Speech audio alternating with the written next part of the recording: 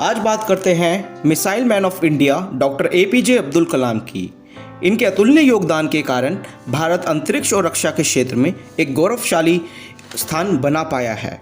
इनके कार्यों ने इन्हें एक महान व्यक्ति के रूप में विख्यात कराया। ये भारत के 11वें राष्ट्रपति रह चुके हैं। इन्हें भारत रत्न से भी नवाजा गया है। किसी भी व्यक्ति ने डॉक्टर कलाम को गुस्से में नहीं देखा होगा और आज डॉक्टर कलाम विश्व में नम्रता के सबसे बड़े उदाहरण हैं, जिनकी बुराई ढूंढने से भी नहीं मिलेगी। डॉक्टर कलाम का जन्म 15 अक्टूबर 1931 को रामेश्वरम, तमिलनाडु में हुआ। डॉक्टर कलाम बचपन से ही पढ़ाई दिल लगाकर करते थे। 12वीं पास करने के बाद किसी तरह उनका selection Madras institute of technology में हो गया, लेकिन उनके पास एडमिशन के लिए पैसे नहीं थे। एडमिशन के लिए 1000 रुपये चाहिए थे, जो उस समय एक बहुत बड़ा अमाउंट हुआ करता था। इतने पैसे तो उनके अम्मा और अब्बा के पास भी नहीं थे। उस समय उनकी बड़ी बहन जोहरा ने अपनी चेन और सोने के कड़े बेचकर एडमिशन के लिए पैसों का इंतज़ाम करा। डॉक्टर कलाम बताते हैं कि अपनी बड़ी बहन की उन पर उम्मीद और यकीन देखकर वो पसीज गए और प्रण लिया कि वो अपनी सारी ऊर्जा झोंक देंगे पढ़ाई में। उनके कई प्रोफेसर्स ने उन्हें प्रभावित करा आगे बढ़ने के लिए। डॉक्टर कलाम इंजीनियरिंग स्टूडेंट्स को एक मैसेज भी दिया करते थे कि जब भी स्टूडेंट इंजीनियरिंग में अपनी स्पेशलाइजेशन का चुनाव करे तो इस बात पर हमेशा विचार करे कि उस फील्ड में उनका कितना शौक है। डॉक्टर कलाम कहते हैं कि आप अगर पढ़ाई कर रहे हैं तो पूरी शिद्दत, लगन और मन लगाकर करो। MIT से बेंगलोर के हिंदुस्तान एरोनॉटिक्स लिमिटेड में बतौर ट्रेनी दाखिल हो गए। HAL से जब एरोनॉटिकल इंजीनियरिंग ग्रेजुएट बनकर निकले तो रास्ते में उनके सामने एक रास्ता था कि वो एयरफोर्स जाएं और दूसरा मिनिस्ट्री ऑफ डिफेंस में। डॉक्टर कलाम ने दोनों जगह अप्लाई किया। डॉक्टर कलाम एयरफोर्स का इंटरव्यू देने देहरादून गए। 25 उम्मीदवारों में डॉक्टर कलाम 90 नंबर पे आए। वहाँ पर तो रिजेक्ट हो गए। डॉक्टर कलाम का दिल बैठ गया और बहुत मायूस हुए और कई दिनों तक अफसोस रहा कि एयरफोर्स में जाने का मौका उनके हाथ से निकल गया। इसके बाद वो ऋषिकेश चले गए, दिल पर यह बोझ लेके कि आने वाले दिन बहुत सख्त होंगे। गंगा में स्नान किया और वो शिवानंद आश्रम पहुंच गए।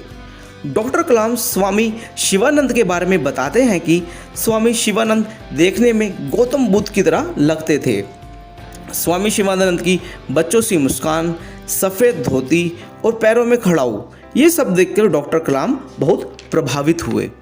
डॉक्टर कलाम ने बताया उन्हें कैसे वो इंडियन एयरफोर्स में सिलेक्ट होते होते रह गए। डॉक्टर कलाम की दिल्ली चाहत थी कि वो आसमान में उड़ें। स्वामी शिवानंद डॉक्टर कलाम की बात सुनकर मुस्कुरा दिए और उनसे कहा, ख्वाहिश अगर दिल से निकली हो और पवित्र हो और उसमें अगर शिद्दत हो तो वो ज़रूर पूरी होती है। स्वामी शिवानंद विश्वास दिलाते हैं डॉक्टर कलाम को उनकी ख्वाहिश अवश्य पूरी होगी। सूरज फिर लौटेगा और बाहर फिर आएगी। स्वामी शिवानंद की बातें सुनकर डॉक्टर कलाम को कुछ उम्मीद बंधी। वो दिल्ली आ गए। उन्होंने डिफेंस में इंटरव्यू भी दिया था। एयरफोर्स के इंटरव्यू से पहले उनका इंटरव्यू क्लियर हो गया था और डॉक्टर कलाम उस समय सीनियर साइंटिस्ट अपॉइंट हुए और उनकी मासिक तनख्वाह थी 250 रुपये। डॉक्टर कलाम को 3 ऐसे लोग मिले जिन्होंने उन्हें एक लीडर बनने के गुर सिखाए। ये लोग थे डॉक्टर विक्रम साराभाई, प्रोफेसर सतीश धवन और डॉक्टर ब्रह्म प्रकाश। 1969 में डॉक्टर कलाम ने इसरो ज्वाइन करा और वो प्रोजेक्ट डायरेक्टर नियुक्त हुए भारत के पहले सैटेलाइट लॉन्च व्हीकल के। शुरुआती कुछ विफलताओं के बाद ये प्रोजेक्ट सफल रहा और 1980 में भारत ने रोहिणी सैटेलाइट लॉन्च कर दी। इनके नेतृत्व में भारत मिसाइल बनाने में सक्षम रहा। भारत के मिसाइल बनाने के कारण विदेशी ताकतें और भारत के ही कुछ लोग इसका विरोध कर रहे थे, लेकिन डॉक्टर कलाम चाहते थे कि भारत स्वदेशी रूप से मिसाइल बनाने में सक्षम हो सके।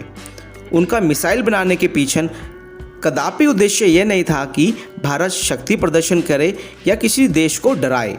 डॉक्टर कलाम मानते थे कि वैश्विक रूप से अगर विश्व में अपना स्थान बनाना है तो भारत को एक शक्तिशाली राष्ट्र के रूप में उभरना होगा। पर पश्चिमी देशों के प्रतिबंधों के बावजूद भारत डॉक्टर अब्दुल कलाम के नेतृत्व में पृथ्वी और अग्नि मिसाइल बनाने में कामयाब रहा। जीवन भर कलाम ने समाज और भारत देश के लिए निस्वार्थ रूप से काम करा। उन्हें भारत सरकार ने उनके कार्य के लिए 1981 में पद्म भूषण, 1990 में पद्म विभूषण और 1997 में भारत रत्न अवार्ड से सम्मानित करा। जब कलाम छोटे थे तो इनके माता पिता के पास बहुत ज़्यादा पैसे नहीं थे, लेकिन इनके माता पिता दोनों ही शालीन और विनम्र स्वभाव के व्यक्ति थे, जिससे बचपन से ही लोगों का आदर करना और अपने से छोटे लोगों का सम्मान करना डॉक्टर कलाम ने अपने माता पिता से सीखा। जब डॉक्टर कलाम अपने घर से दूर पढ़ने गए तो उनके पास नॉनवेज खाने के पैसे नहीं हुआ करते थे, तो वो वेजिटेरियन खाना ही खाने लगे क्योंकि ये सस्ता था। लेकिन धीरे धीरे वेजिटेरियन खाना इनको इतना रास आया कि नॉन वेजिटेरियन खाना इन्होंने पूरी ज़िंदगी के लिए छोड़ दिया। डॉक्टर अब्दुल कलाम का निधन सन 2015 में हुआ। जब उनकी मृत्यु हुई तो इनके पास संपत्ति के नाम पर 2500 किताबें, 1 घड़ी, 6 कमीज, 4 पैंट, 3 सूट और 1 जोड़ी जूता था। चाहते तो वो भी करोड़ों अरबों की संपत्ति बना सकते थे, लेकिन उन्होंने ऐसा नहीं करा। गरीब वो नहीं होता जिसके पास पैसे नहीं हैं, गरीब वो होता है जिसकी इच्छाएं कभी समाप्त नहीं होती। महान लोगों के महान विचार जानने के लिए चैनल को अभी सब्सक्राइब करें। Thank you for watching. Bye.